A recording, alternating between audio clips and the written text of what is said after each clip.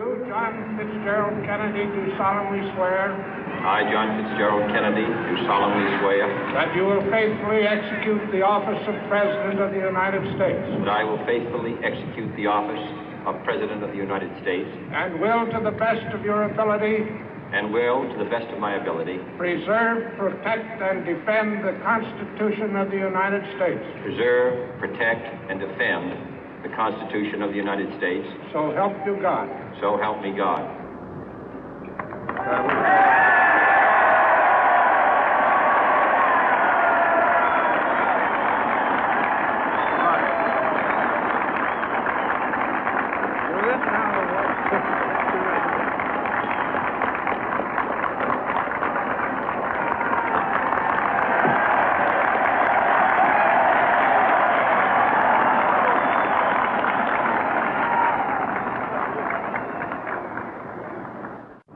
Vice President Johnson, Mr. Speaker, Mr. Chief Justice, President Eisenhower, Vice President Nixon, President Truman, Reverend clergy, fellow citizens.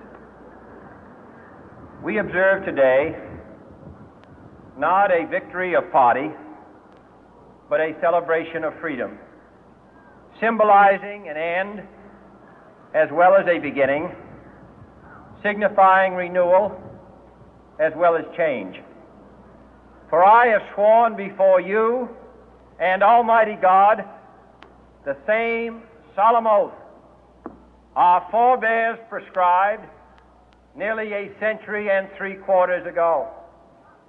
The world is very different now, for man holds in his mortal hands the power to abolish all forms of human poverty and all forms of human life.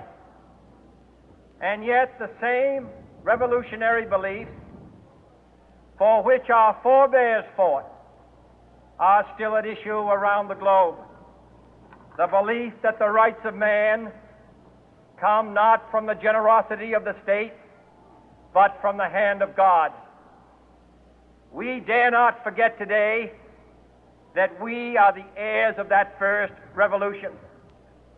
Let the word go forth from this time and place to friend and foe alike that the torch has been passed to a new generation of Americans born in this century, tempered by war, disciplined by a hard and bitter peace, proud of our ancient heritage, and unwilling to witness or permit the slow undoing of those human rights to which this nation has always been committed and to which we are committed today at home and around the world.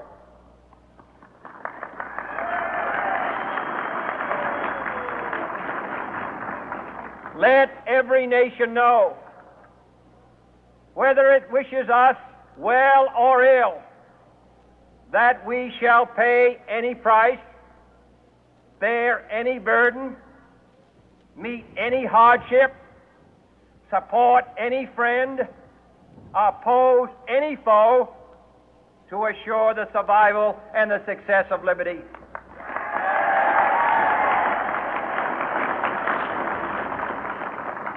This much we pledge and more. To those old allies whose cultural and spiritual origins we share, we pledge the loyalty of faithful friends. United, there is little we cannot do in a host of cooperative ventures. Divided, there is little we can do, for we dare not meet a powerful challenge at odds and split asunder. To those new states whom we welcome to the ranks of the free, we pledge our word that one form of colonial control shall not have passed away merely to be replaced by a far more iron tyranny. We shall not always expect to find them supporting our view, but we shall always hope to find them strongly supporting their own freedom, and to remember that in the past, those who foolishly sought power by riding the back of the tiger ended up inside.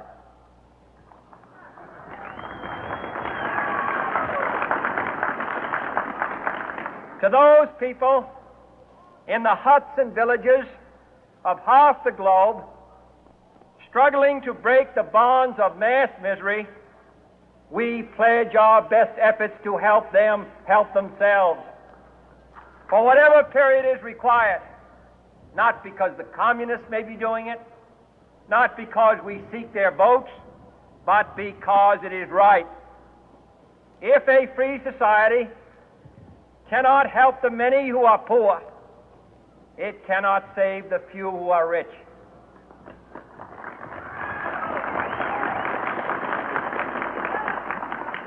To our sister republics south of our border, we offer a special pledge to convert our good words into good deeds, in a new alliance for progress, to assist free men and free governments in casting off the chains of poverty.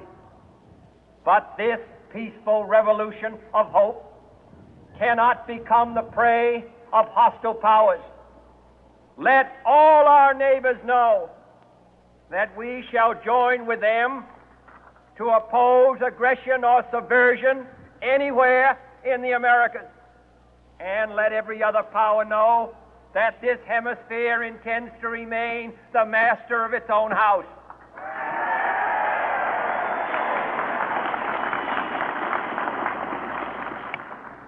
To that World Assembly of Sovereign States, the United Nations, our last best hope, in an age where the instruments of war have far outpaced the instruments of peace, we renew our pledge of support to prevent it from becoming merely a forum for invective, to strengthen its shield of the new and the weak, and to enlarge the area in which its writ may run. Finally, to those nations who would make themselves our adversary, we offer not a pledge, but a request that both sides begin anew the quest for peace.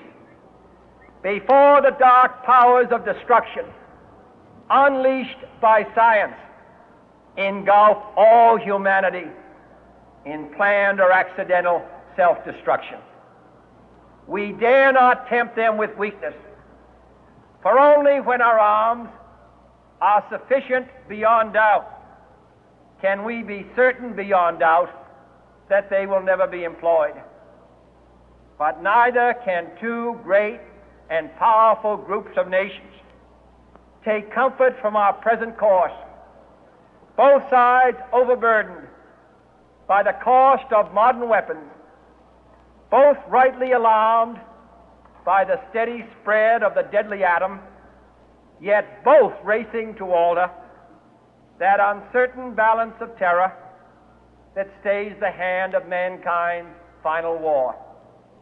So let us begin anew, remembering on both sides that civility is not a sign of weakness, and sincerity is always subject to proof. Let us never negotiate out of fear, but let us never fear to negotiate.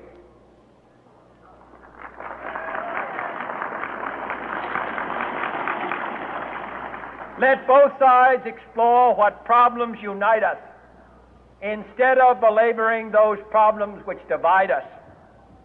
Let both sides, for the first time, formulate serious and precise proposals for the inspection and control of arms, and bring the absolute power to destroy other nations under the absolute control of all nations.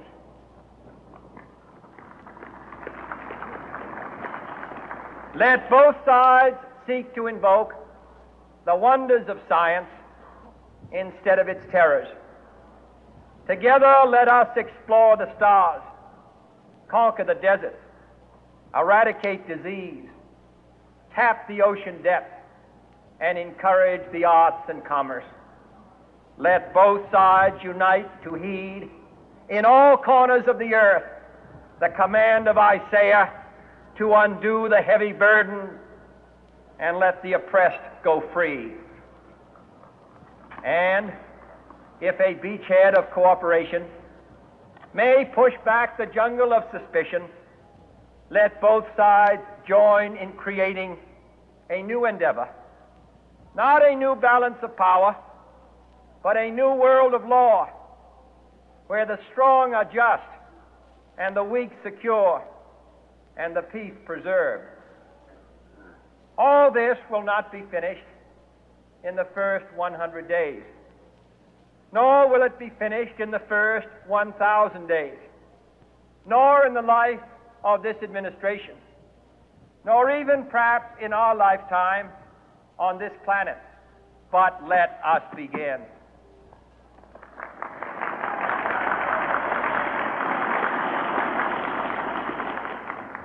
In your hands, my fellow citizens, more than mine, will rest the final success or failure of our course.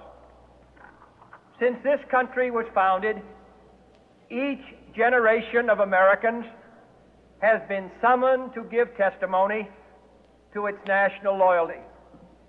The graves of young Americans who answered the call to service surround the globe.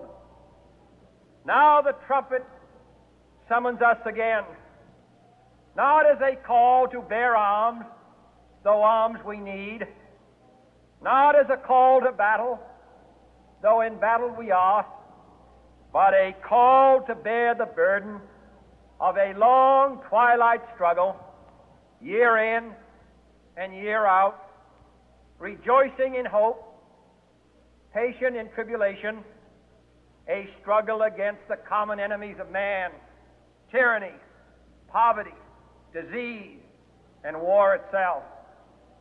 Can we forge against these enemies a grand and global alliance,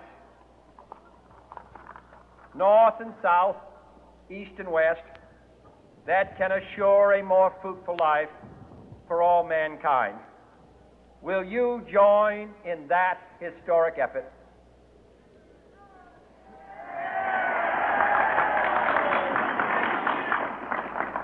In the long history of the world, only a few generations have been granted the role of defending freedom in its hour of maximum danger. I do not shrink from this responsibility. I welcome it.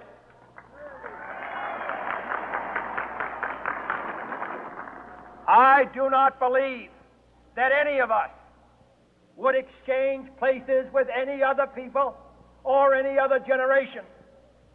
The energy, the faith, the devotion which we bring to this endeavor will light our country and all who serve it.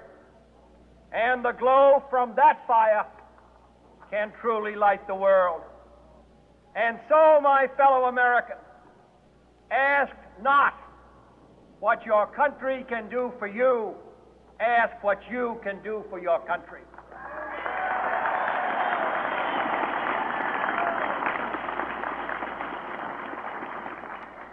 My fellow citizens of the world, ask not what America will do for you, but what together we can do for the freedom of man.